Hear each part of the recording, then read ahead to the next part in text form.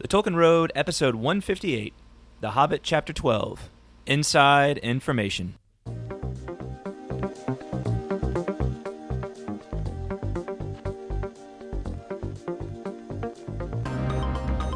Oh yeah, I see you grooving over there. You know it. Mm-hmm. Because I know what time it is.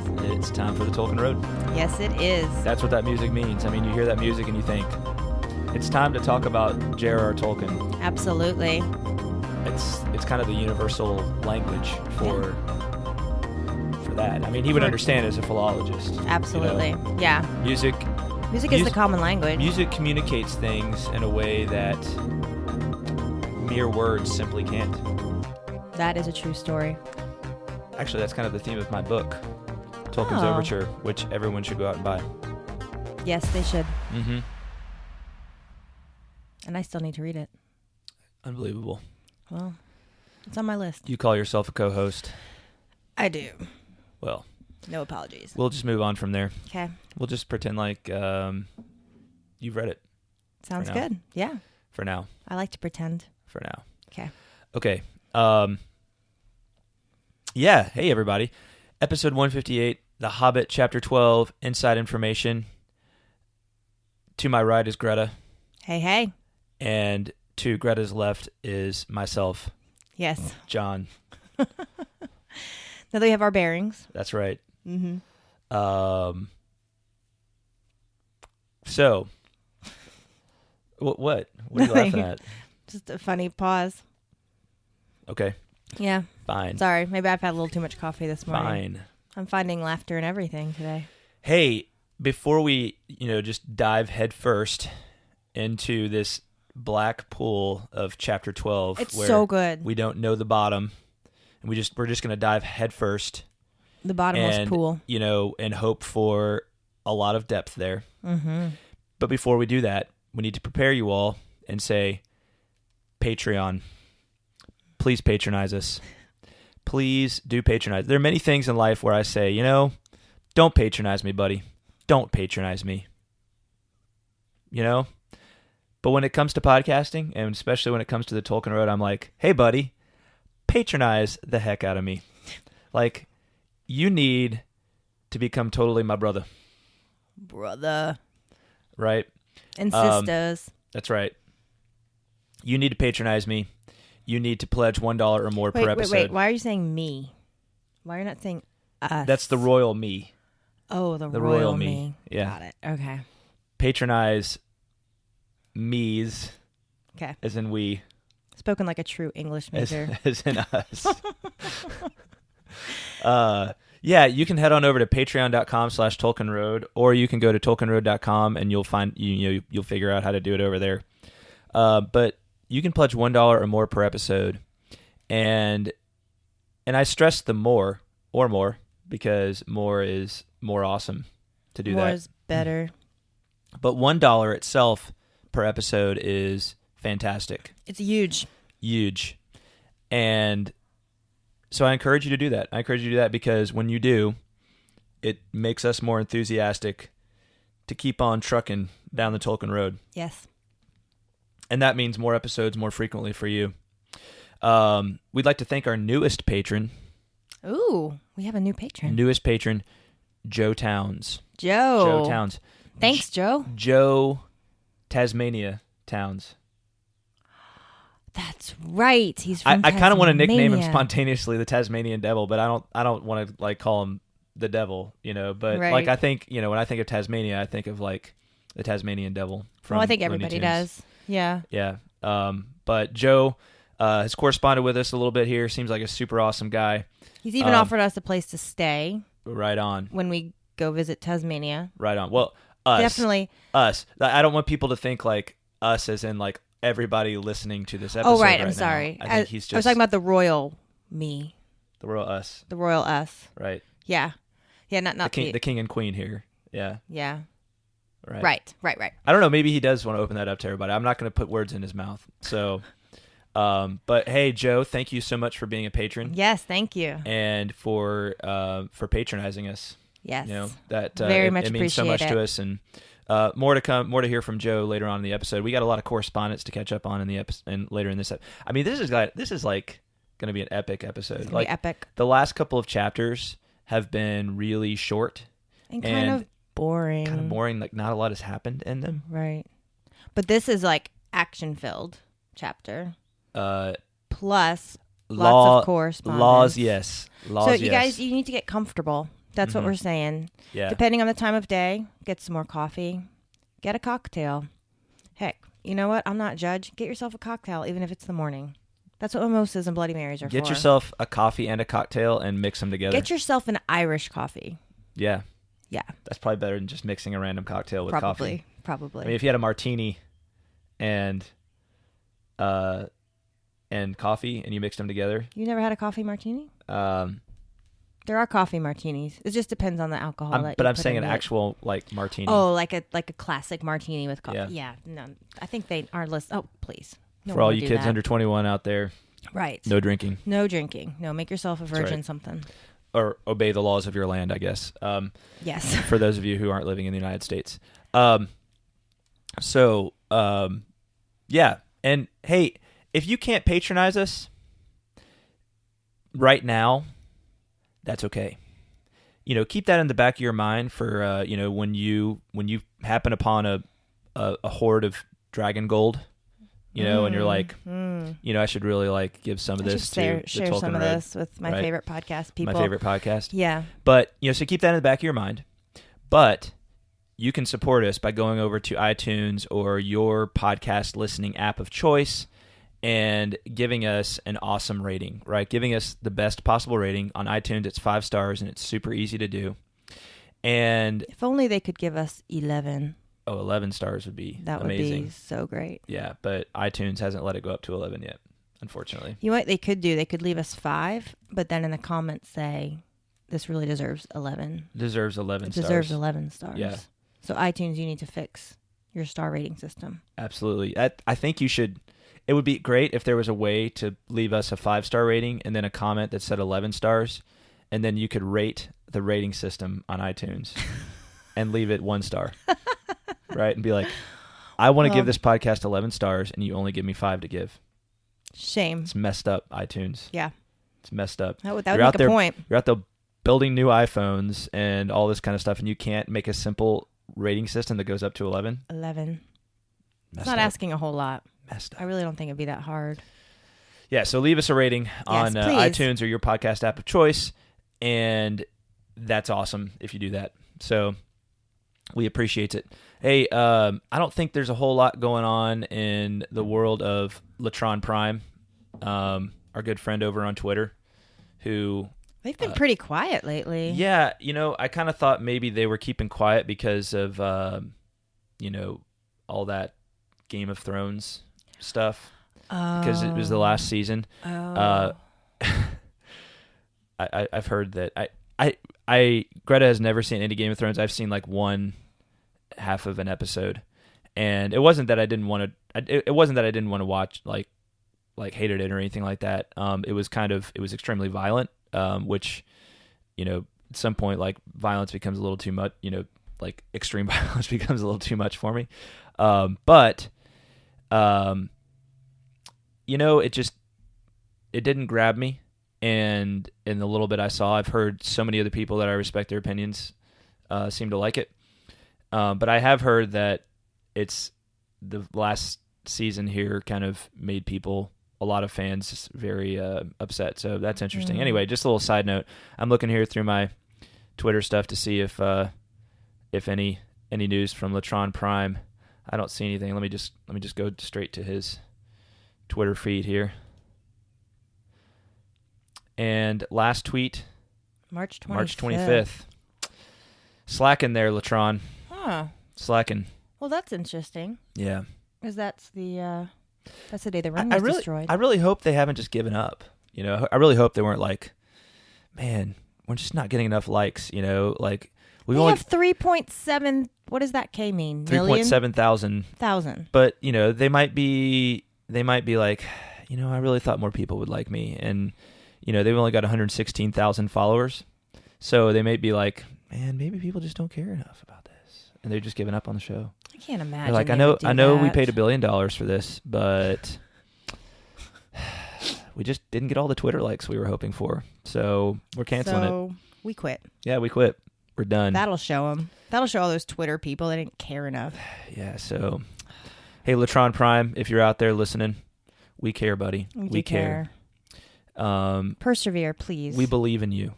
We believe in you. And we want to know more about that sea monster. We do. We want to know more about the Latron Prime sea monster. So hook us up. Please. Hook us up. We beg. All right. And plead.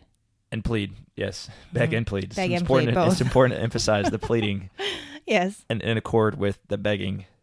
Because if you're just begging, you might think somebody's just asking for money. Right. But if you're pleading, then it's like you're probably asking for more than just money. Right. And because you're asking because you care.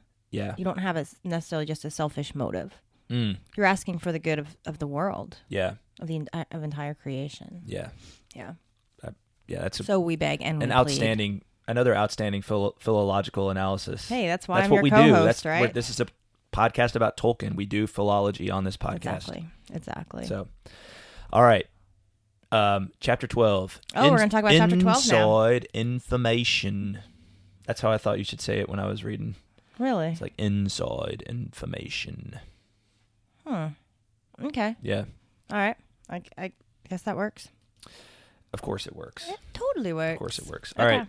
So, yeah, wow. This chapter, after the last 2 chapters, it's almost like Tolkien was thinking to himself, like, watch this. I'm going to write 2 really boring chapters where, like, nothing happens, and people are going to be kind of like, oh, man, this book's starting to drag. I'm thinking about giving up on it. But the joke's going to be on them if they give up on it. Yeah. Because chapter 12, boom. Mm-hmm. In your face. All the things. Yes. Right? Yes. Maybe the greatest chapter of all time. It's so good. Yeah. But here's the question. Do you think this chapter would be, like, would we consider this chapter to be so amazing and wonderful if we hadn't had 2 previous chapters of just, like, Snorefest? That sounds like it could be fun, having a Snorefest. Snorefest. It could be. Yeah. But I don't know. Because, you need low points to make the high points seem high, right? Yeah, it's a good point. I still feel like there could have been a little more in the last couple of chapters.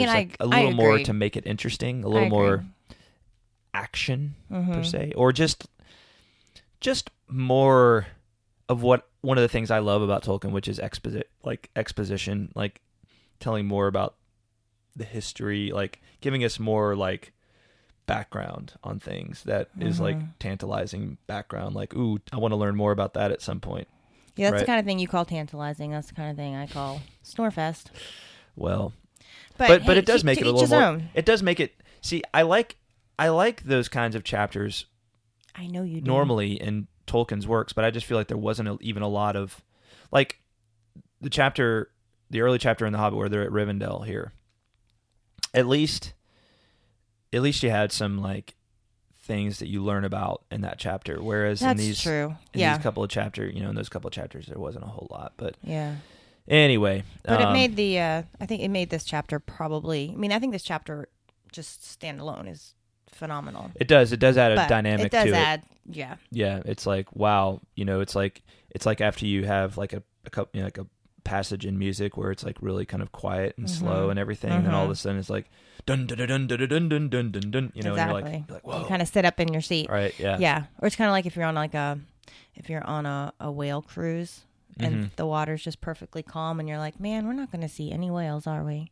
Yeah. And then right before you pull in to shore, boom, out from the depths, whale hits your boat and sinks it, just out. Not what I was thinking, but... Well, you said boom. I just... Well, all of a sudden, then you see boom. Shamu. Just boom. Jumps over your boat. Jumps over your boat. Hopefully, jumps over. And yeah, not over, not over, not on. Shamu comes through and is like, it's like, watch, I'm going to blow these people's minds. I'm going to jump over their boat. But he miscalculates and he lands on your boat. That would be horrible. Free Willy, it's like the music, the Michael Jackson song in the background. It's like, hold me like the river of joy. And it's like, yeah. Whoosh. Oh no, miscalculated. Whoosh. Lands on the boat, sinks it. Well, this took an unexpected turn. Yeah. Maybe we should start talking about the chapter now. Okay. Yep. All right. So there are no whales in this chapter, by the way, so that's probably a good it opens thing. up, and where are they? They're on the doorstep, right? And they're like, "What do we?" They found this doorstep. They got the door open, right? Yeah. This magical door open, and they're like, "What do we do now?" Because they know there's a dragon in there, and they're like, "Okay, do we just charge down this tunnel and try to defeat the dragon?" That doesn't sound like a very good plan. No. I mean, he defeated the entire kingdom of Erebor last time, right? Single-handedly. Yeah. And Dale as well, like the town of Dale, right? So this is a mighty foe. That was probably thousands of warriors. This is 13 warriors and a burglar. So their solution, basically, let's send Bilbo. Yeah. So and Thorin, I like the little bit of kind of narrative perspective here, because Thorin's all kind of sounding, huffy and puffy about, now is the time for our esteemed Mr. Baggins, who has proved himself a good companion on our long road, and a hobbit full of courage and resource, far exceeding his size. Blah, blah, blah, blah, blah. Now is the time for him to earn his reward. Okay, this bugged me. Yeah. I'm like, he hasn't already earned it? Right. How many times has he saved your guys' butts? Like, can we please just start counting them? Well, and that's Bilbo's point, right? He's like, if you mean you think it is my job to go into the secret passage first, O Thorin, Thrain's son Oakenshield, may your beard grow ever longer. Say so at once and have done. I might refuse. And he says, like, I kind of saved your guys' rear ends a couple of times already. And he said, but third time pays for all, as my father used to say. Right? So he's kind of like, okay, if you guys need me to do it again, then I will. Then I might. But why don't you just come right out and say it, right? I don't really know what to make of that. May your beard grow ever longer. Yeah, I was wondering about that too. It seems like it'd be a good thing, but it kind of comes off like an insult here. Exactly. So exactly. I don't know. So at least Balin is like, well, I'll go halfway with you, or I'll go down until I can't see the light of the light of the door anymore. But Bilbo ends up going by himself to kind of scout things out. Right. And well, Balin does go with him. Right, that's what I said. Okay. Balin goes a little bit of the way. But Bilbo goes much further. It says he said he was go a little bit of the way too, ready to call for help if necessary. Right. Yeah. And so he was his lookout man. Yeah, that's it a says, good thing. And then it says Balin bade Bilbo good luck and stopped where he could still see the faint outline of the door. Right, and by a trick of the echoes of the tunnel, hear the rustle of the whispering voices of the others just outside. Yeah, which is actually probably smart. Yeah. Yeah. Well, yeah, but you're sending little guy burglar to go and do this stuff all himself. Which again, I guess that's why they brought him along. Yeah. Was ultimately for this, but yeah, it. I don't know if it shows that the dwarves are necessarily chicken, but I guess it at least shows that they're trying to. Maybe they're just being smart about it, but it does seem like it would be nice if at least another one of them went a lot further with him, maybe even up to the door. I mean, there are 13 of them, so just to. I mean, there's plenty of them to spare. Right. I mean, there's only one burglar. Exactly. Anyway, we'll leave that behind. Bilbo slips on his ring and makes his way down to the tunnel. He starts hearing sounds, rumblings as of a gigantic tomcat purring. Grew to the unmistakable gurgling noise of some vast animal. And then he pauses right as he's about to go into he says he sees a faint red glow, and he pauses as he's about to enter into this big chamber. Going on from there was the bravest thing he ever did. I like that little note because it's like sometimes you just have to take that step, right? Yeah, that next step. Absolutely. Right? Yeah. And you don't know what lies beyond it. Exactly, but you need to take it. You just need to take it. Yeah, I really like just after that it says he fought the real battle in the tunnel alone before he ever saw the vast danger that lay in wait. Yeah. So, I mean, yeah, that really struck me. Yeah. Because even though it's not like a battle in the sense that you think of a battle, it's an inward struggle. Right. Right? Mm-hmm. That you fight with yourself. It's that battle of fortitude and perseverance, Mm-hmm. It's telling all those, scary thoughts and irrational fears to shut up and do your job. Or rational fears. Could be rational fears. I think they're kind of rational fears at this point. In this situation, yes, probably rational. Yeah. Or a mix of rational and irrational, but probably more rational. That's a good point. Yeah. But I understand your point. I mean, I understand like what you meant by irrational. Yeah. You don't know yet exactly like what lies ahead. Yeah. So, but you still make the choice to move forward. Right. And Good so on Bilbo. And so he goes into this big dungeon hall, the bottommost cellar at the mountain's root, and he sees the glow of Smaug. There he lay, a vast red golden dragon, fast asleep. A thrumming came from his jaws and nostrils, and wisps of smoke, but his fires were low in slumber. Beneath him, under all his limbs, and his huge coiled tail, and about him on all sides, stretching away across the unseen floors, lay countless piles of precious things, gold wrought and unwrought, gems and jewels, and silver red-stained in the ruddy light.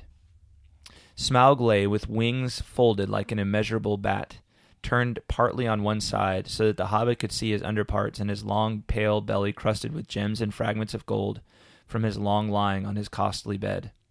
Behind him, where the walls were nearest, could dimly be seen coats of mail, helms and axes, swords and spears hanging, and there in rows stood great jars and vessels filled with a wealth that could not be guessed.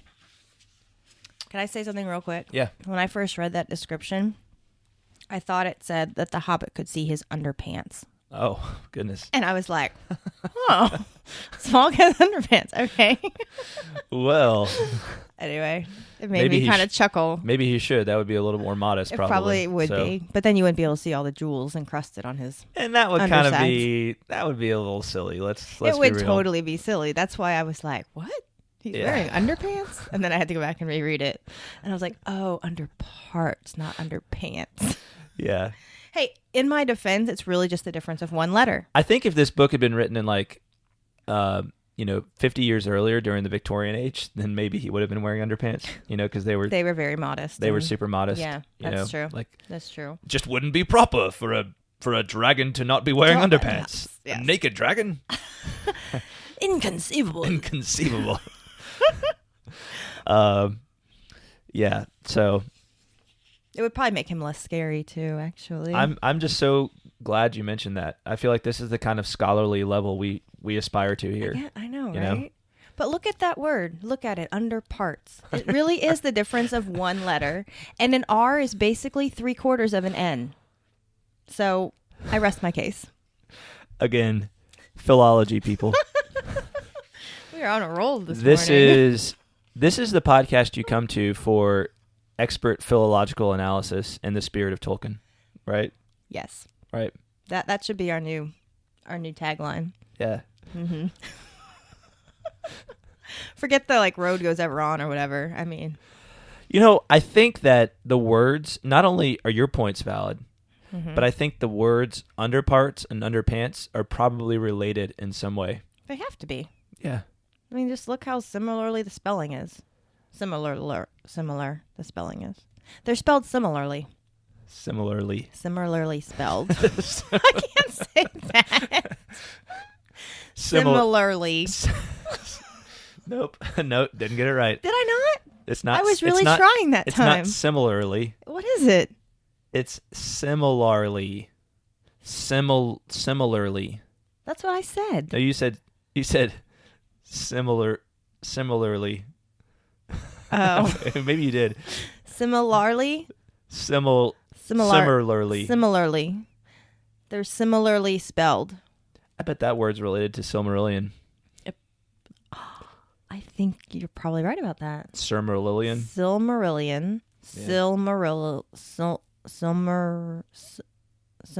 Anyway, yeah, okay. Similarly. All right, but we digress. Yes. Moving on. Okay. So Smaug. Yeah. Bilbo's first cool description glimpse of Smaug. Yeah. Yeah. And and the big treasure hoard too that he's laying on top of. Yeah, and I thought this was interesting. You get this impression of dwarves being really concerned with gold and worldly things. kind of maybe erring on the side of greediness sometimes. But you don't think of that of hobbits, right? Hobbits are much more down to earth, like, literally, they care more about things that grow and whatever. Not so much possessions. But here it says that Bilbo's heart was filled and pierced with enchantment with the desire of dwarves, and he gazed motionless, almost forgetting the frightful guardian at the gold beyond price and count. Right. So even this sight has gotten to Bilbo. Yeah. Like, it's made him desire the things of the dwarves. He's like, dang. He's like, I want me some of that. I want some of this treasure hoard. Who can blame him? Yeah. I mean, it sounds amazing. I don't blame him. I don't blame him at all. Yeah, it's kind of like, you might want to, it almost sounds like that treasure hoard. You might want to swim through it like Scrooge McDuck or something. Yes. Yes. Yeah, that'd be pretty fantastic. Except there's a dragon line on top of it, which he remembers. He almost forgets, but he remembers. Yeah. He gazed at it for what seemed an age, and then he's like, okay, well, what do I do now? And so Smaug appears asleep. And indeed, I think he is asleep. And what he does is he's like, well, I'm going to get something. I'm going to get something to prove I was here and take it back. And so he grabs a great two-handled cup, as heavy as he could carry, and casts one fearful eye upwards. Smaug stirred a wing, opened a claw. The rumble of his snoring changed his note. And then Bilbo fled. But fortunately, the dragon doesn't wake up. So he's got this cup. He's got this big, golden two-handled cup. It's kind of like a trophy cup. Almost sounds like it, doesn't it? Yeah, it does. So he got something. He did. Prove he was there. Yep. So good on you, Bilbo. But Smaug was not completely indifferent. Like, I know he doesn't wake up. Well, but he definitely senses that something. Apparently he does, because no sooner does Bilbo get out, and the dwarves are all happy to see him, and they're like, "Wow, you're wonderful, and we're in debt to you, and this is great news." No sooner does that happen than it's like an earthquake shakes the mountain, and you know what that means. Smaug has realized he's missing his cup. Yep. That must have been a really special cup. Yeah. And he probably has another one in there, but that may actually be his cup. Like, it may not have been the dwarves originally. Maybe he won World's Best Dragon one year. Maybe he did. Right? Dragon of the Year. Mm-hmm. Right? It was a very prized possession. That could have been like, I mean, come on. You don't, like, it's one thing to steal stuff that was stolen from you, right? Mm-hmm. It's another thing to steal something that a dragon has rightfully earned. Maybe that wasn't part of the original treasure that was stolen. We'll never know. We will never know. But we know that it's very close to Smaug's heart. Right. This cup. Well, and we know that he gets mad about it. Yeah. For whatever reason, he gets mad about it. Yeah. So, so this is like, in case you thought that this, like, that Smaug was, just kind of like a large lizard or something like that, like, he's shaking, like, think of the size of a big mountain, and he's like shaking the whole mountain, right? He's causing an earthquake on this whole mountain by the violence of his action now. So,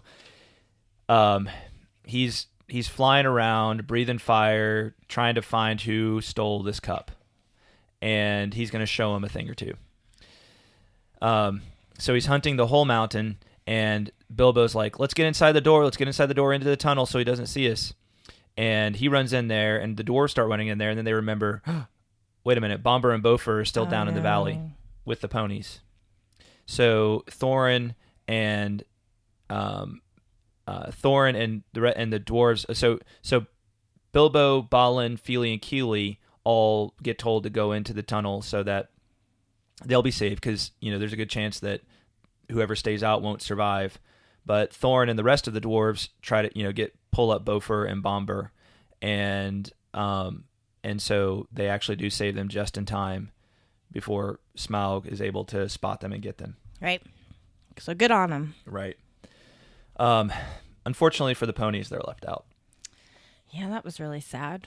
Yeah. Poor ponies. But so the group is safe. The dwarves and Bilbo are safe, and for the time being. And Smaug eventually kind of gives up on finding them for now, and it all kind of turns. The dwarves all kind of turn on Bilbo. Which, like, the dwarves are really on my nerves. They're like really on my nerves right now. Yeah. I mean, like Bilbo did what they asked him to do. I mean, I understand they're mad that he took the cup, but I can understand why he took the cup. Mm-hmm. If he hadn't taken the cup, he would have come back empty-handed, and they would be like, well, how do we know you actually went in? You have nothing to prove yourself. Yeah. You know? And also, it was him that told them to shut the door. They didn't want to shut the door. He had to be very insistent. So if they hadn't listened to him, they would all be dead right now. Exactly. And they're giving him a hard time about stealing a cup. Mm-hmm. I mean, gosh, dwarves. Well, Bilbo does, Bilbo stands up for himself. He does, and I think he kind of quickly Yeah. puts them in their place. He says, "What else do you suppose a burglar is to do?" Exactly. I was not engaged to kill dragons. That is warrior's work, but to steal treasure. I made the best beginning I could. Did you expect me to trot back with a whole horde of Thror on my back? Right? Yeah. It's like, let's be reasonable here, Yeah, if guys. I was Come 50 on. I should want hundreds of years to bring it all up if I was 50 times as big and Smaug as tame as a rabbit.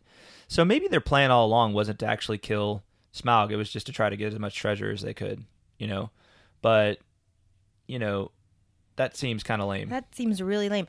And can we also just talk about the fact that they don't even have a plan? Yeah. They have no plan. Yeah. Like, everything that they've been through, everything they've risked to get here.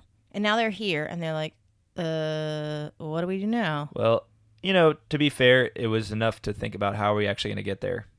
Well, that's true, but what's the point of getting there if you don't have a plan for what you're going to do once you get there? Well, but it's like, I think they had kind of a rough outline of a plan, but I don't think they had a plan like once they actually got access to the mountain, like of how to defeat Smaug and all that kind of stuff. But they didn't know enough. Like, I don't think they knew enough to really... Yeah, they didn't know the lay of the land. Yeah, they didn't know enough about Smaug, his weaknesses and everything. They just know it's a huge dragon who, killed all these warriors before and destroyed the kingdom before. So maybe they weren't even expecting to make it this far. Yeah, maybe. So Bilbo's point is kind of taken, and then Thorin says, "Well, what do you propose we should do?"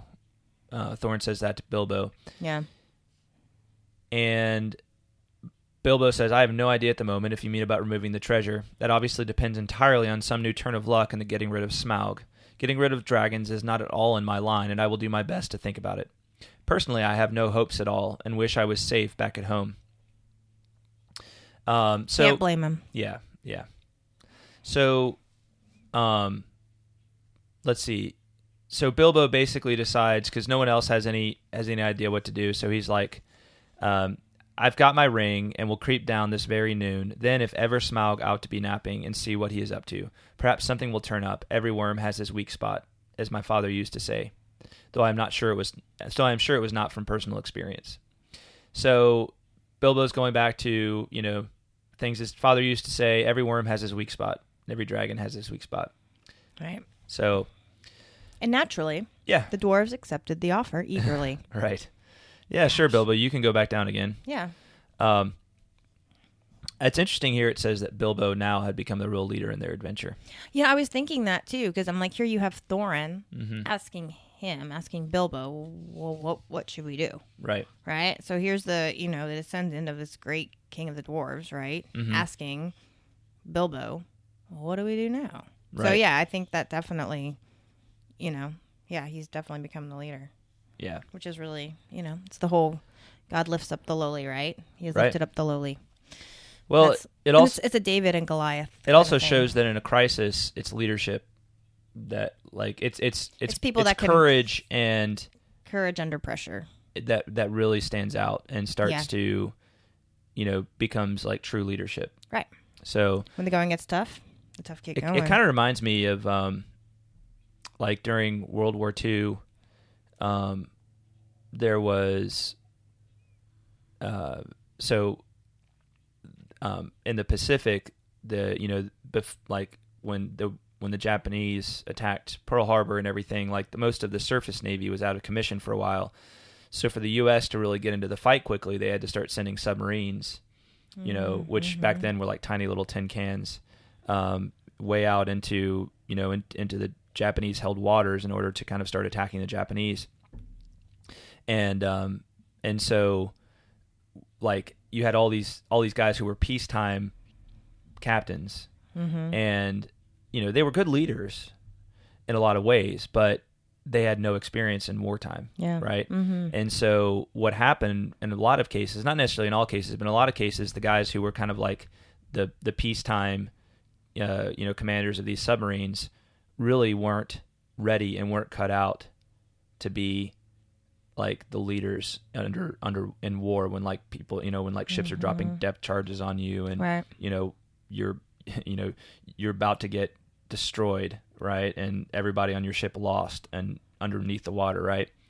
And so you'd have these guys who were like, second, third in command, who quickly got promoted because they showed a lot of bravery, and it was like, and they were the ones who were like wanting to take like a lot more aggressive and taking the fight to the Japanese, and during the war. So anyway, it just made that little thing about Bilbo made me think of that he's the one showing like kind of true bravery and ingenuity and even courage. Though doesn't probably come naturally to him. He has no, not before this adventure. Well, and what's funny is I think I'd split hairs a little bit on what you just said, because naturally, I think it does come naturally to him, but he's never been in a situation where it's been necessary. Yeah. Right. Well, does that have took side of him? Is that what you're talking about? Yeah. And I think like Bilbo, I think that's one of the reasons Gandalf chose him for this was he knew what was deep inside. He knew what Bilbo was capable of. Yeah.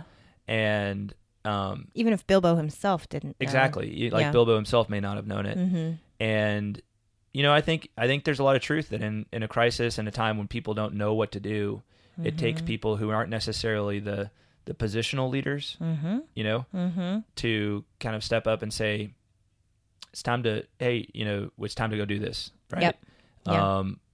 If you don't have a plan, then somebody's got to have a plan, and somebody's got to go, take charge of this situation. Right. So it's probably not a situation that he himself would have sought out willingly. Right. That's pretty clear.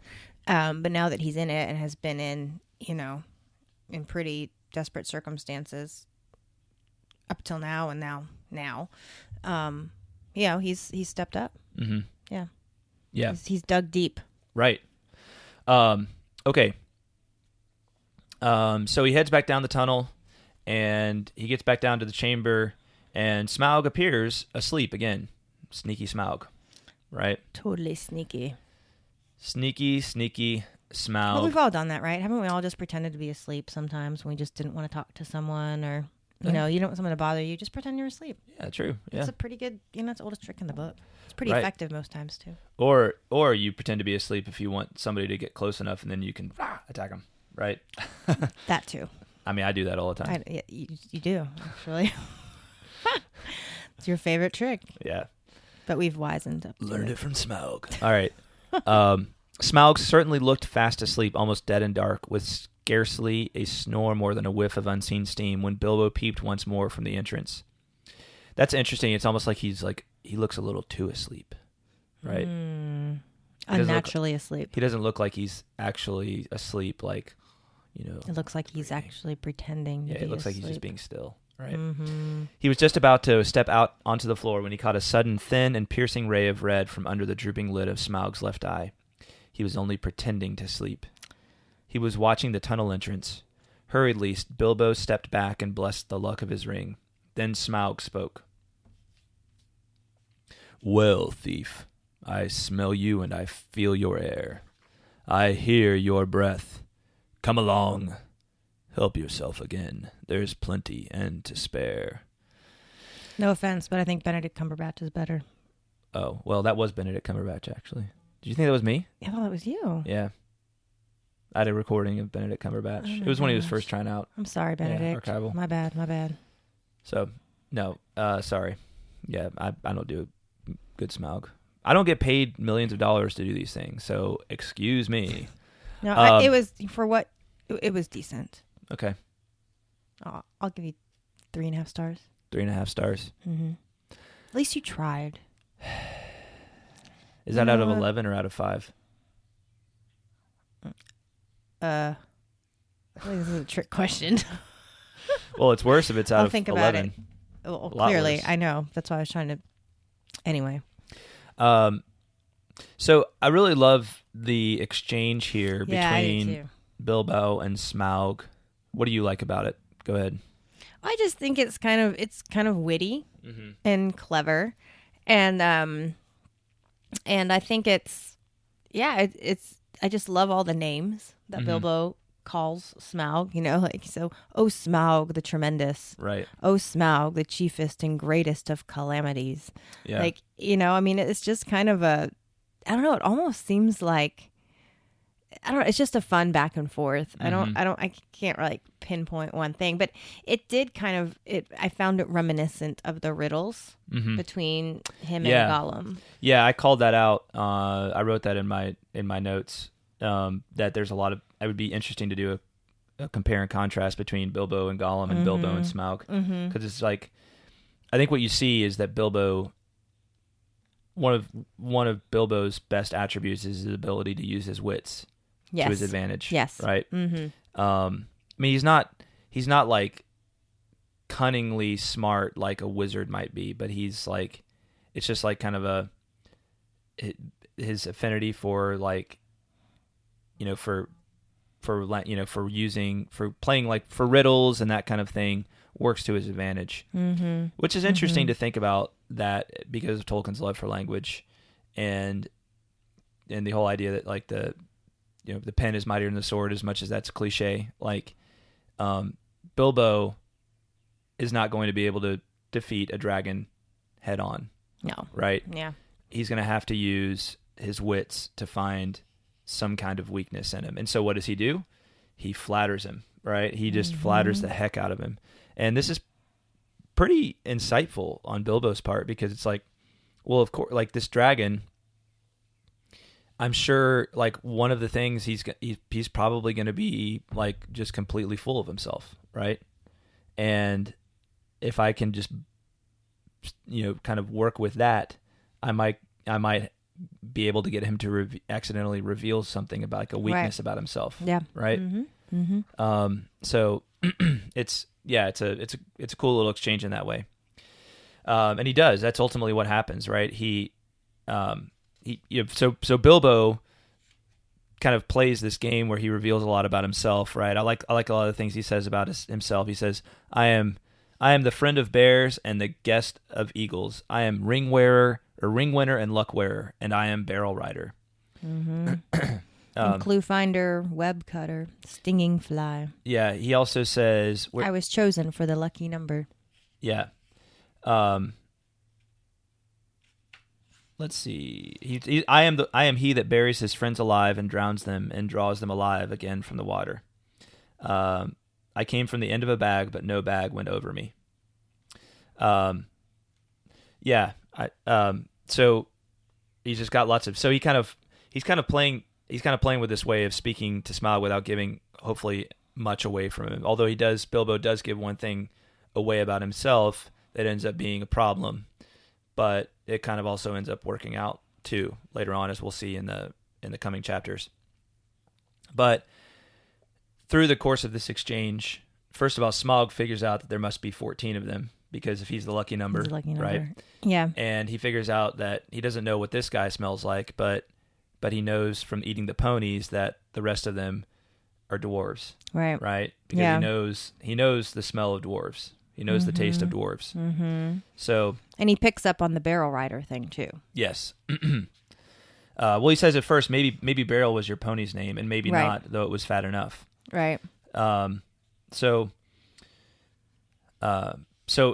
he keeps on kind of toying with Smaug in this way, and Smaug keeps on toying with him in this way, and eventually, he kind of brings up this whole like Smaug's trying to figure out like what are they really trying to do, and he finally kind of gives up that we came for revenge, right?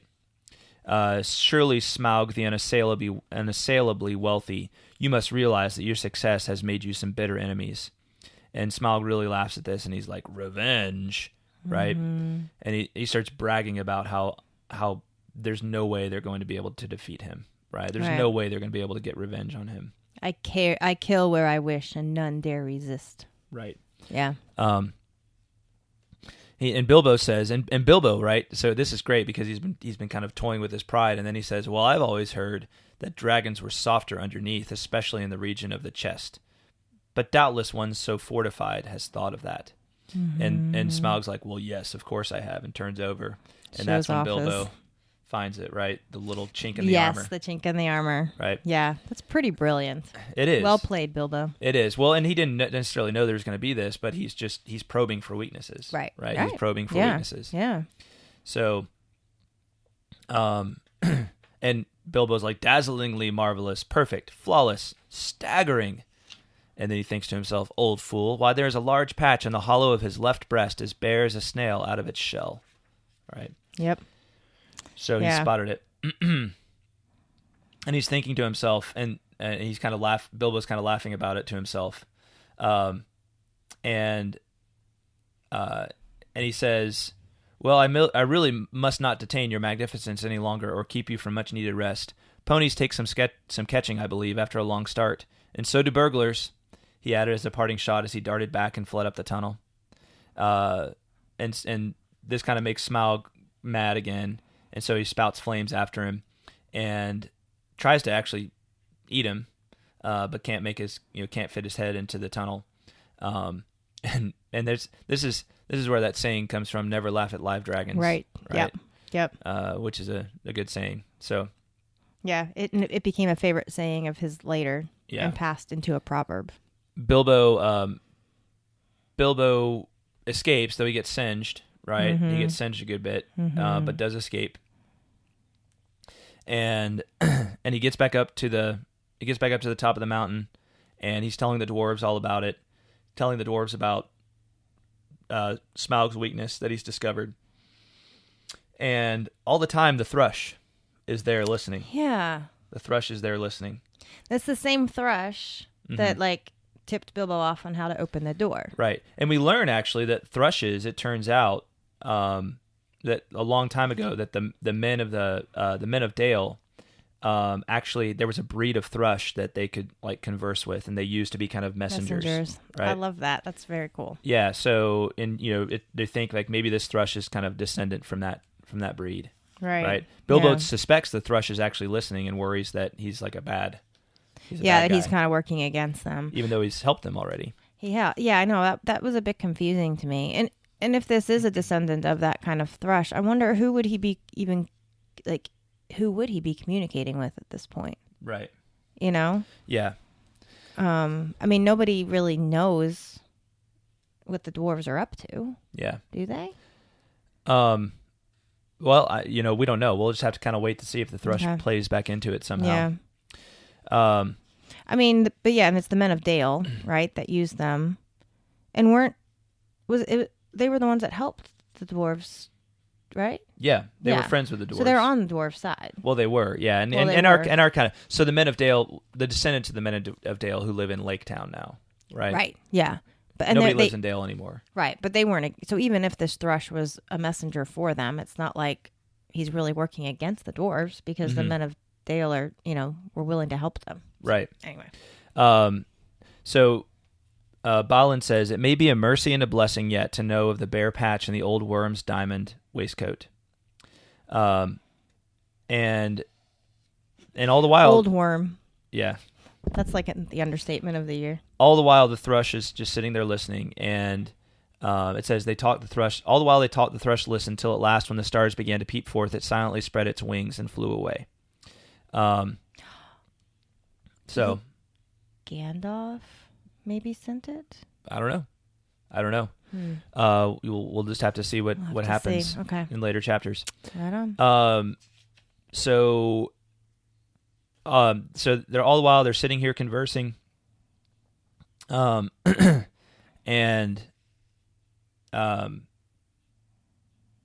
Thorin says, "You are very gloomy, Mr. Baggins. Why has not Smaug blocked the lower end then, if he is so eager to keep us out? He has not, or we should have heard him." And Bilbo says, I don't know, because at first he wanted to try and lure me in again, I suppose, and now perhaps because he is waiting till after tonight's hunt, or because he does not want to damage his bedroom if he can help it. But I wish you would not argue. Smaug will come out at any minute now, and our only hope is to get well in the tunnel and shut the door.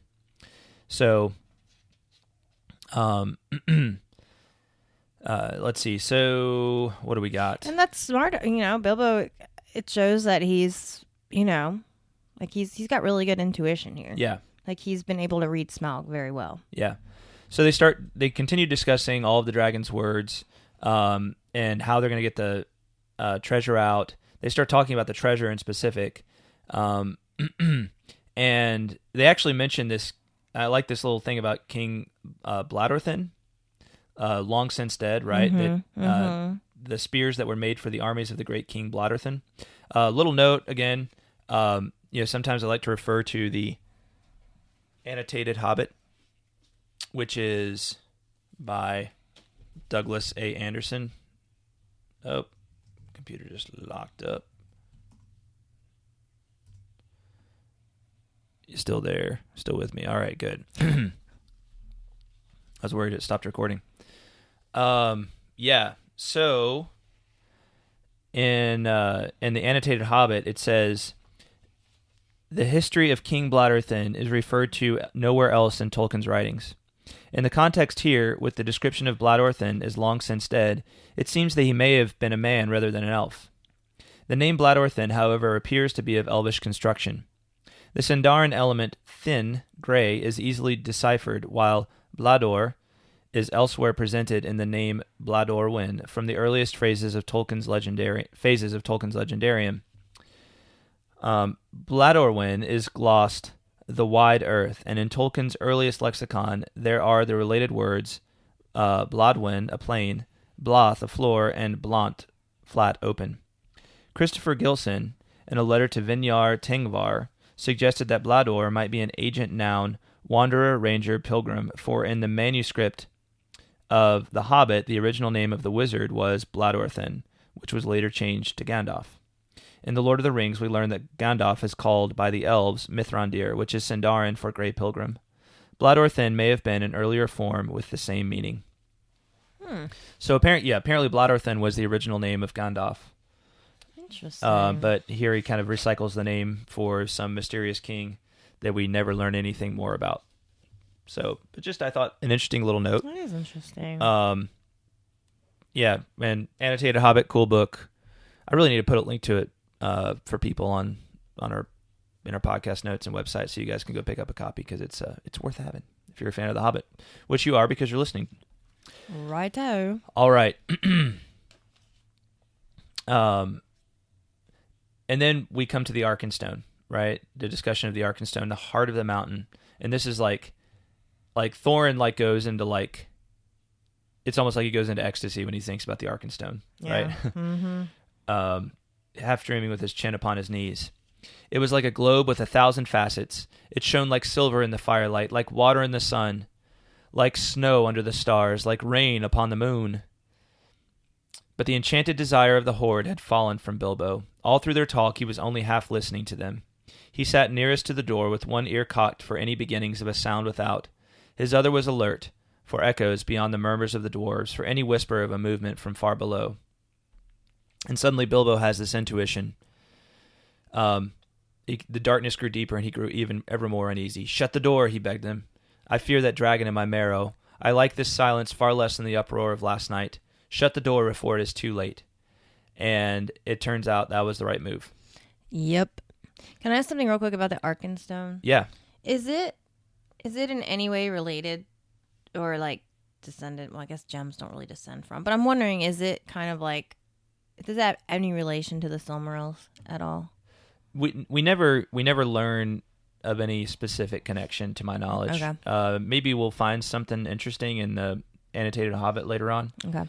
I think I've looked at this question before, but I don't believe it. I don't believe there was anything ever explicit. I just want to know more about it. Yeah. It's obviously most prized possession in this whole horde. Well, we will learn more about it Yeah. in the story.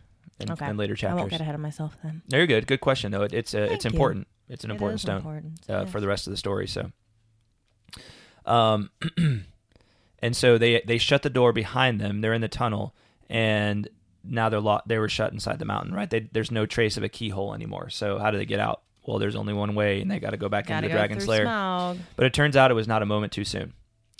That the door was shut. Right. Right. It's like as soon as they do, it's like somebody thrust a battering ram into the side of the mountain. A bunch of giants did. The rock boomed, the walls cracked, and stones fell upon the roof on their heads. What would have happened if the door had still been open? I don't like to think, right? Smaug probably would have blown some fire into the door opening. Mm-hmm. So it turns out Smaug was up in the air, like flying silently around the mountain, stealthily around the mountain, trying to find this party of dwarves, right? So that he could destroy them. So instead of making a bunch of noise and being angry, he's sneaking up on them. So dragons have sneakiness too. Yes, they do. But luckily, of course, the dwarves are going to survive, at least for now. Smaug had left his lair in silent stealth, quietly soared into the air, and then floated heavy and slow in the dark like a monstrous crow, down the wind towards the west of the mountain, in the hopes of catching unawares something or somebody there, and of spying the outlet to the passage which the thief had used. And then after he had left off his rage in this way, he felt better, and he thought in his heart that he would not be troubled again from that direction. So he actually thinks that the dwarves have gone, like, they weren't inside, right? He actually thinks that they've escaped. That they've escaped somehow, but they're not going to be bothering him again. Yeah. Right? Yeah. But he wants revenge, right? Yeah. He wants further vengeance, and he thinks to himself, Barrel Rider, your feet came from the water side, and up the water you came without a doubt. So he smells, he's like, one thing I know is that you came from the water, right? Right. So you means you came from Lake Town. I don't know your smell, but if you are not one of those men of the lake, you had their help. They shall see me and remember who is the real king under the mountain. He rose in fire and went away south towards the running river. And again, here, this speaks to really how spot on Bilbo's intuition was. Because out of all the things he said to the dragon previously, Barrel Rider was the one thing it says he really regretted saying. Yeah. And turns out that's what leads Smaug to attack Lake Town. Mm-hmm. So. Yeah. Yeah. So we leave at a cliffhanger. We do. Hanging from the cliff, indeed. All right. Well. You know what time it is. Oh, yeah. Let's do this.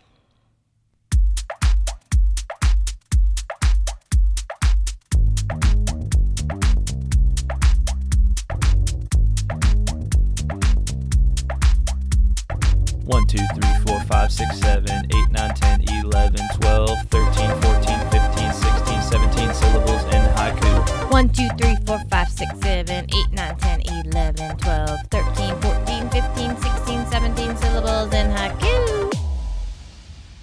Boom. All right, and now you know what time it is. Time for paper, rock, scissors matchup. Right? I didn't know we had a rock, paper, scissors I thought theme. we had a new theme. We had a new theme song for something last time, didn't we? Yeah, we did. Was it not Latron Prime? Yeah, we did have one for Latron Prime. Did we have a rock, paper, scissors theme? I think we need to. Okay. We're going to use this one for rock, paper, scissors. All right, way to make an executive decision on the spot.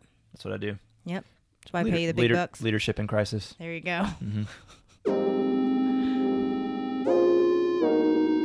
Rock, paper, scissors, rock. Rock, paper, scissors, rock. Rock, paper. Wasn't it something like that last time? You know what? I think maybe you're right. Yeah. Rock, paper, scissors. Papers, rock, scissors. Rock, paper, scissors. Rock, paper, scissors. I'll have to go back and listen to that episode and remember what the song was. Hey, you know what? This works. Yeah. Totally works. All right. Rock, paper, scissors time. Here we go. Rock, paper, scissors, shoot. Oh, man. You're going first. I thought I had you that time. Dang it. All right. Here's my haiku. Oop. Hold on. Ah, my phone won't open up. Okay. Happy the man who laughs not at live dragons, for he will live. Maybe. Yikes. Mm-hmm. Good. Thanks. For he will live, maybe. Dun, dun, dun. I like that one. I was kind of proud of it. I got a problem. I didn't write it. I didn't write a haiku. Are you serious? I forgot. I could just read mine again. This was such a long chapter. Really, there was a really lot good. of preparation for this chapter because we had a lot of correspondence to talk about, and this is a long chapter. Mm-hmm. And then I just forgot to do my haiku. Too bad I didn't write a second one that you could have. Yeah, I'm writing one right now. It's like it's going to be really that, good. Let me just tell you. I know it's going to be. Poems are usually better if you just do them spontaneously. Oh, that's true. I could read another one from a past chapter. Or, let's see. I could read my grocery list. Hold on. No. I'm almost done. Wow. Okay. There we go. Oh, man, that's the fastest haiku of all time. Check this out. Yeah, I wish I'd been timing you. Oh, shoot. Yep. Too many syllables, huh? Or not enough. You could do dark tunnel. No. Bilbo. Oh, yeah, that's not going to work. Oh, man. Just when I thought you made a Guinness Book of World Records. I got it. Okay. Here we go. You keep saying you got it.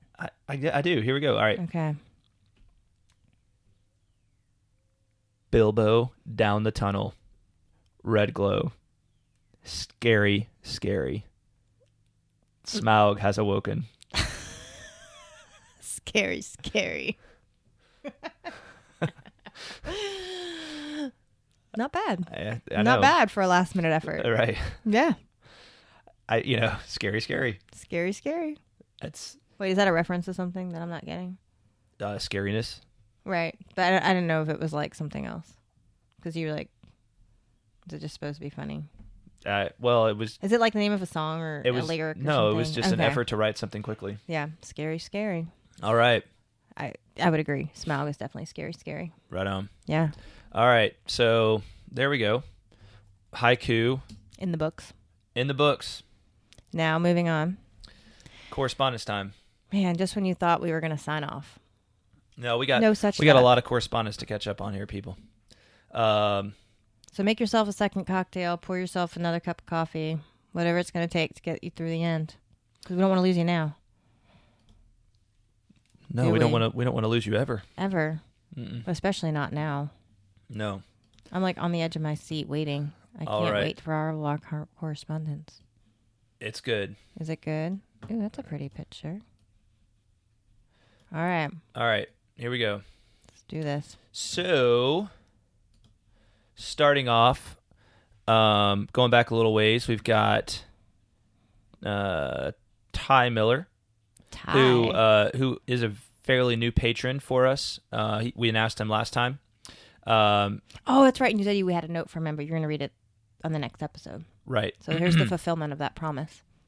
He says, been a long time listener, a la Talking Tolkien. Woo. I guess that means from like way back in the day, like he started listening to us when we were still putting stuff out as Talking Tolkien. Wow. Of course, our first few episodes are still as Talking, that because they recorded them, but that's awesome. He says, I'm a huge Tolkien nut and by far find myself checking your podcast the most, even re-listening to specific episodes for discussions and topics. Awesome. That's so cool. This email, however, has to do with lineage. Have you ever come across in your time of research a well-laid-out lineage or family tree starting with Eru Iluvatar and working out down? Short of creating one myself, not about to attempt anything besides chicken scratches on paper, I've longed for such an image or picture or even painting to exist. Keep up the solid work and consider yourself one more Patreon member and supporter. And may your road go ever on. God bless. Hey, Ty.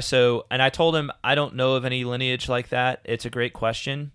And I told him when I like to find stuff like that, I go to like DeviantArt is where there's a lot of cool, just like fan art of all different kinds of things. Can you buy anything from DeviantArt? Oh, yeah. Because I found something really cool the other day that I wanted to get for a gift, and I couldn't figure out how to buy it. Well, you just send a note to the person. Send a note. Okay, but there's no actual. Sometimes they actually like say, "Here's where you buy stuff," and But yeah, I mean, if you just contact the person, if they want to sell something, then you can get it. Yeah. Got it. Okay, good to know. Yeah.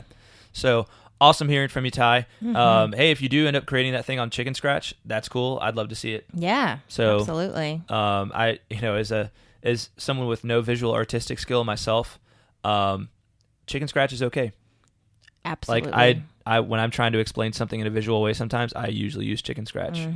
So because even chicken scratches are worth 1,000 words. Yes. That's actually the saying.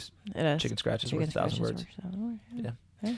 All right. Well, thanks, Ty. Great hearing from you. Thank you, Ty. And thank you for patronizing us. Oh wait, is that Ty? Yeah, that's Ty. Okay. Let's see. Next one is from Eric Olson, and Eric wrote us in early April. He said, "I've enjoyed binging your podcast. This is my first question about 8 episodes too early. When do Aragorn and Bilbo first meet?" We actually may have talked about this briefly on a previous one.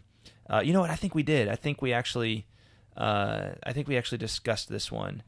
So we'll come back to this question later on. I think that's why I had it still marked. Maybe we already did talk to Ty too. maybe I'm a little backlogged on some of this stuff. Well, but you know what? I didn't want to leave anybody behind. Right, exactly. That's all I'm saying. Exactly. So, oh no, you know what it was? I think it was on the episode that we recorded where you got mad at me. Oh. And we decided not to put it out. Sure, all my fault again. Nice going, Greta. Anyway, Eric, we're gonna come back. We're gonna come back to your topic later on, so I've marked it to make sure we come back to it. Also, thank you for binging. Thank you. We for love binging. our binge listeners. Well, I can't speak. All right, Greta. We love our binge listeners. Yes. That's what I was trying to say. You can just say bingers. Bingers. Yeah. Yeah, that's fine too. Yeah. Awesome to hear from you, Eric. Thanks for that. Yes, And thank thanks you, for Eric. listening. And here we go. Next on the list is Mike Noel. Mike has been a longtime correspondent with us, and he did a good thing, and he gave me a hard time about all my complaining several episodes back when I was like, why are people saying mean stuff about us? And I really appreciate him. He was like, man, just keep making your podcast. Like, don't let haters gonna hate. Don't let the haters get you down. Right. Right. I mean, who needs them? And don't worry about them. Right. Exactly. You're the one out there making stuff. Right. Right. They can hate all they want. Just keep making stuff. Yep. And that's the right attitude to have. Absolutely. I appreciated his word. I did think it was like a little funny to talk about where people are coming from, but we're not going to dwell on that too much. No. So, and if there's probably other people out there that felt like that too. So, I appreciate the Mike telling me to man up a little bit. Yes. Right. And just and put all that back. Wise words in the rear view mirror. Mm-hmm. So, always good to hear from you, Mike. Appreciate you. Yes, very much. Let's see here. We got over on Patreon. Go refresh on this note from Dr. William Hutton. Let's see here. Patreon's kind of made it harder to find the messages. I think this may have been a comment that he left us. Okay. Let's see here. Published. We need a theme song for this too, I think. A theme. Looking for comments on Patreon theme song. Yeah. Just to avoid, here it is. Dead airspace. Yeah. Sorry. You could just sing a theme song. I could. But you found it now, so. So, Dr. William Hutton says, just dropping by to say, hey, I read a lot of The Hobbit this week, and I'm only 3 chapters behind you now. Thank you so much for your podcast. Listening to it is like having good friends to share my love of Tolkien. May the podcast go ever on. Awesome. Always good to hear from you, Dr. Yes, Hutton. And thank you for Dr. the kind Hutton. words. You may be even caught up with us by now because that was about 2 months ago that you left that, a little under 2 months ago. So always good to hear from you. Mm-hmm. I'm going to mention, while we're on Patreon, I'm going to go to our listener. I think it's Asia. I'm gonna double check that because she told me how to pronounce it here.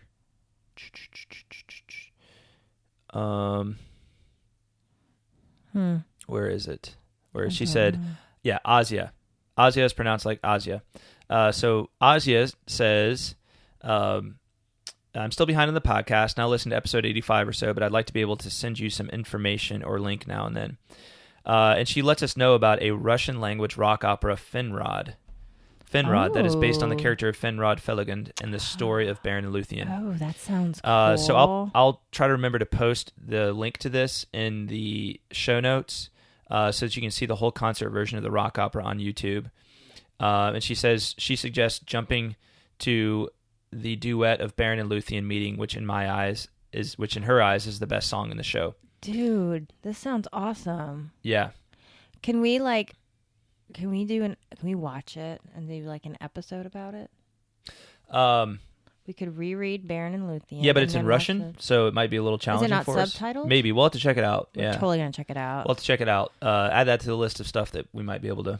That would be so cool. It'd be cool to see it translated into English. Rock opera is like, that's my jam. See, that's the thing, though, is I don't know if you could...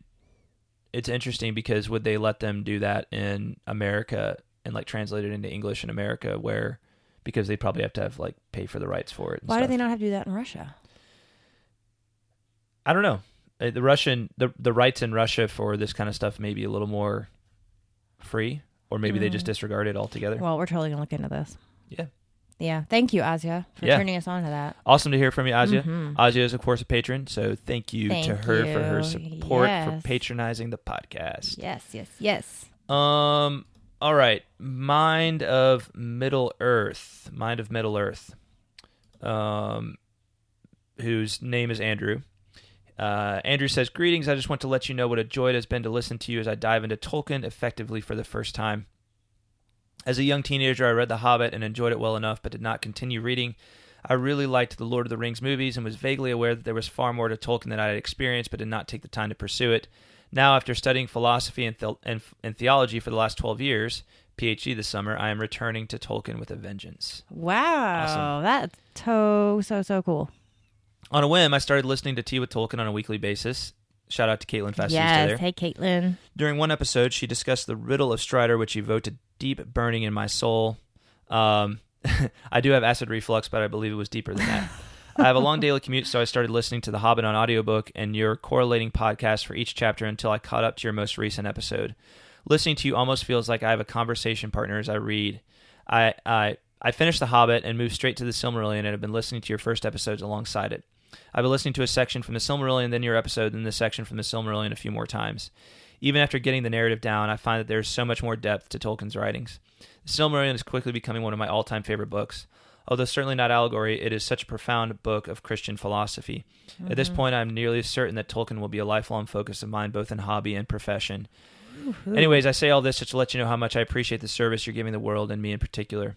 Once I finish my dissertation, I plan to start a podcast of my own, the beginnings of which are on Twitter at Mind of Middle Earth, or at Mind of Mid-Earth. I promise I'm not writing all of this for a plug, but I thought I might as well throw it out there. Hey, we don't mind giving you a plug, especially after the awesome note, Andrew. Yes, thanks, Andrew. Thanks for sending us a note, and for everybody this week who's corresponded with. Sorry it's taken so long to get your note on air, but I'm interested to hear more about your podcast when you start it. Yeah, definitely. The more the merrier. Mm-hmm. And yeah, I think you will find that. Once Tolkien has captured your imagination, he does become a lifelong focus and kind of a lifelong obsession. So yeah, I'm interested to hear more about that develop for you. I really am. So always great to hear from you, Andrew, and please do keep in touch. Yes, please. All right. Let's see. We've got Ben Fisher here. Ben is, we've had some correspondence from Ben many times over the years. He's a long-time listener. He just says, hey guys, I just saw the Tolkien biopic. It was really good. I cried a few times, as a matter of fact. It'd be cool once you guys saw it if you could review it. Love the podcast. So good news, Ben. We are planning on seeing it. Hopefully we're going to see it this week. Yes. And by the way, we are at the break point for the second Hobbit movie too. So we've got before we go any further in the book, we're going to watch Desolation of Smaug and do our film review of that on the podcast. So we're probably going to have 2 film reviews coming up very soon here. Yeah. So exciting. Stay tuned. Stay tuned for that. But yeah, Ben, it's good to hear it was good. I've heard different things from different people, so I'm trying not to read too much before I see it so that I can give a little bit more of an objective viewpoint on it. But I'm really glad you enjoyed it. Always good to feel like you got your money's worth when you pay for something in the theater. Yep. And that's cool that you cried a few times. I hope I have a similar experience. I hope it's really something I enjoy and am moved by. Yeah. So I as well. I'm looking forward to it. Yeah. So thanks for sharing. Yes, thank you, Ben. Thanks for sharing your thoughts on it, Ben. Appreciate it. Well, let's see. Next up is Joe Towns, our newest patron, who we mentioned. Tasmania. Our Tasmanian friend. Yes. He says, my son of 13 discovered Tolkien Road about 5 months ago, and I've been journeying steadily through since that time when I got hooked. I myself journeyed back through The Hobbit and The Lord of the Rings to the Silmarillion some years ago, and the Silmarillion, after the second read, became my favorite book of all time, save the Bible. My son found your podcast to help him understand it after getting as far as Beren and Luthien. I then myself listened all the way through your Silmarillion episodes, and now I'm enjoying very much walking with you through The Lord of the Rings, having made it as far as Treebeard to date. In particular, I wanted to thank you for a surprising byproduct that listening to Tolkien Road has had in my life. Somewhere along the way, I started writing myself, particularly poems. Perhaps it was all the haiku, as well as the way in which you both unraveled Tolkien's own writing so well. It was quite contagious for me. I now write a poem every day. I find it therapeutic, a way for me to practice mindfulness and express my faith and prayers as I can only imagine King David must have done writing all of those psalms. Most of my own poems are not about Tolkien, but some of them are inspired by him. So I thought I would share one with you since I recently wrote one in that vein after listening to the episode about Galadriel. I hope you enjoy, considering this particular poem also employs the wisdom of John the Baptist in understanding Galadriel's journey. All right, so I'm going to read this poem from Joe. Can I read it? You want to read it? Maybe let's switch off. Yeah, sure. Because you've been talking a lot. Fine. Mm-hmm. Go ahead. Wait, do you want to switch off? Yeah, we'll switch off. Okay, this is called Becoming Less. Like Galadriel, ill-fated fair is stripped of pride with humbling care. The band must bear long ages past, her desire it wanes, through time at last. She would be queen of noble race, her hair to shine with divining trace. But cherishing good, she must so earn, and rejecting evil, she must now learn. Will take she chance, free gift to rule, using one the ring, be cold and cruel? Or lose she life, and diminish indeed, under the ban, with all less heed? The enemy he lures, with need and greed, Galadriel she knows, her desires deceive. This ring I release, the fellowship will aid, this Frodo will free, and I will now fade. But gift of all life, the Valar they answer, the ban is now lifted, Celeborn to be dancer. I pass the test, so purgative be, and now I will pass into west beyond sea. Galadriel refined, may too I confess, he must become greater, I must become less. Awesome. That's beautiful. Great poem. Mm-hmm. Joe, I've told Joe I would love it if he'd share more with us in the future, especially for Tolkien. Yes. Tolkien-themed poems. Mm-hmm. So I hope he will. And Joe, it's so good to make your acquaintance and to hear from you. And please, please, please continue continue corresponding as you journey through the podcast. And I always love too hearing like how people discover. Like if a kid discovers it and then shares it with their parents, that's a really cool, really cool thing because it can become a bonding point for them too. Yes. So, yes. But it's really what an incredible honor, Joe, to hear like how. I told Joe it was an honor to hear that our podcast has inspired, has played some small part in his in his like kind of poetic and writing awakening, in this creative awakening for him, right? And because creativity is such a huge thing for Tolkien, and I know in my own life, like I feel like creativity is is a very spiritual thing for human beings, and for so many people, creativity is therapeutic, and it helps them to become more human and deeper and stronger people. Mm-hmm, mm-hmm. And and I know in my own case, it was Tolkien's inspiration and getting more into his philosophy that inspired me to like start writing songs, right? Mm-hmm. And which I've written so many of now. So I know, like, I'm really appreciative to hear that story, and it was really cool when Joe responded to my note. He said, "I'll just pull it up. 'Cause I don't want to put words in his mouth." Let's see, where is it? Oh, he says,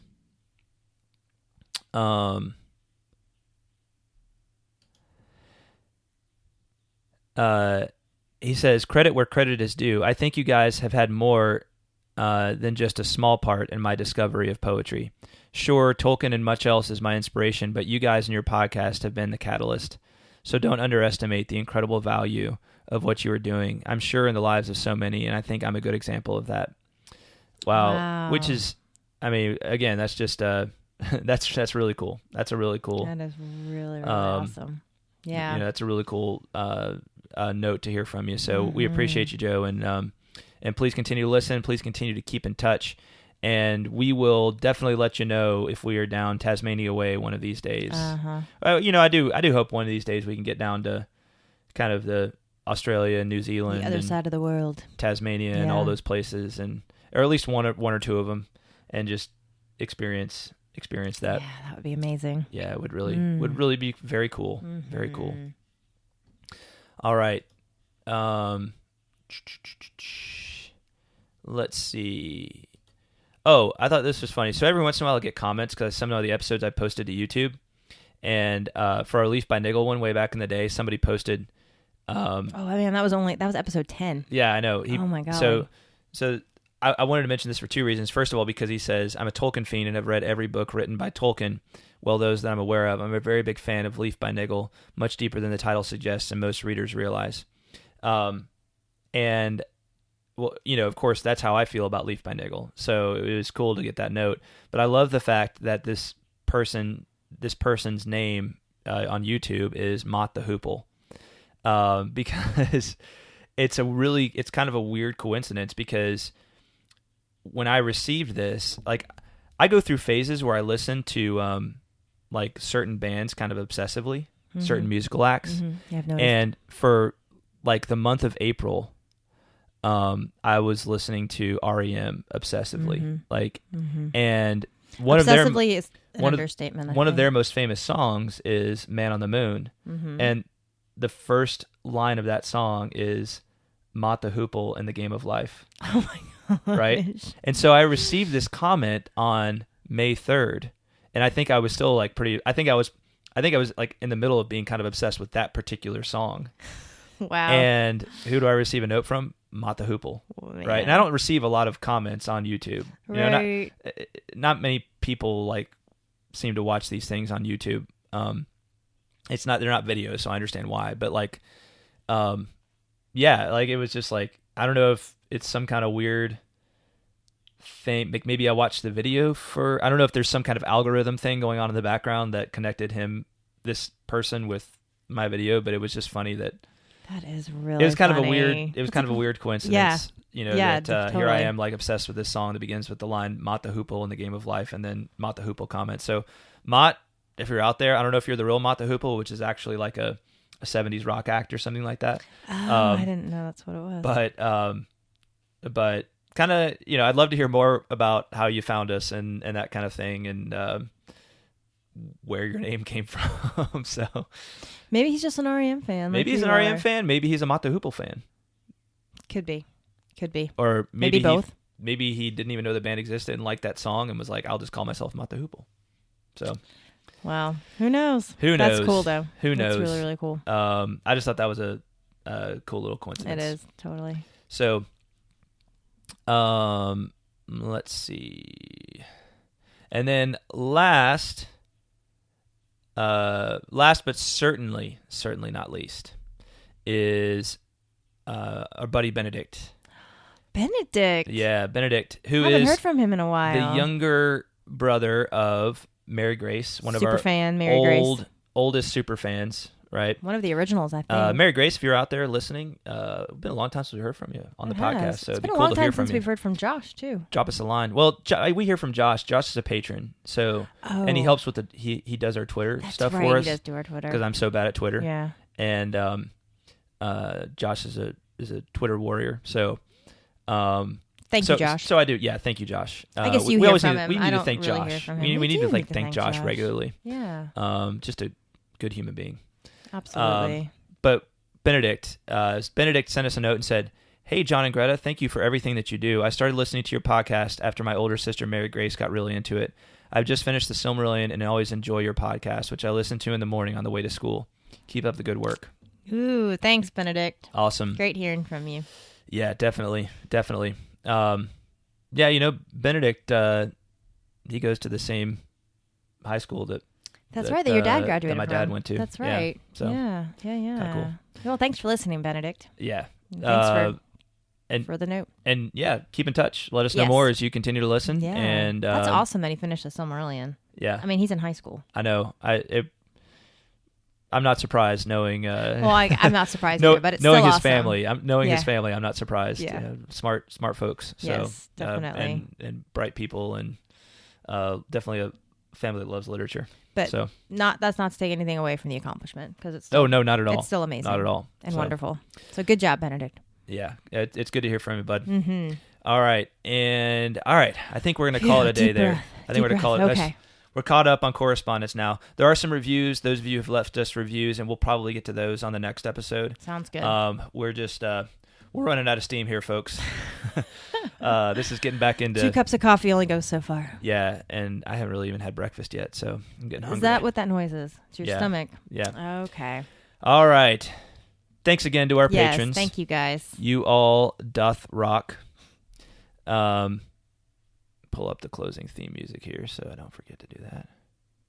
Whoop. All right. Special thanks. Yeah. So Al Taylor, Andrew Herbert, Andrew Thomas, Asia Veneer, Bethany Engler, Brian Orr, Kat Lane, Chris Loftus, Chuck Farnung, Daniel Delaney, David Bigwood, David Dickinson, Emilio Perea, Eric Bissett, Hunter Johns, Ish of the Hammer, James Applegate, James Lindberg, Joe Towns, John Rice, Josh Sosa, Lawrence McGowan, Margaret Lyon, Matt Scarrance, Robert Franks, Sarah Murphy, Shannon Stockbridge, Travis Lawheed, Ty Miller, Dr. William Hutton, and Zeke Farmer.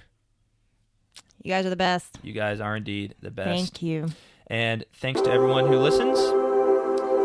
Always great to hear from you. And thank you for listening. Yes, thank Sorry, you, I was all. a little bit in the middle of 2 thoughts there. Next episode, Desolation of Smaug. We're going to talk about it and let the world know what we think. Movie review. Yeah, I'm looking forward to it. Me too. And we will talk at you next time. We will indeed. Thanks for listening, guys. Bye-bye, y'all. Bye, y'all.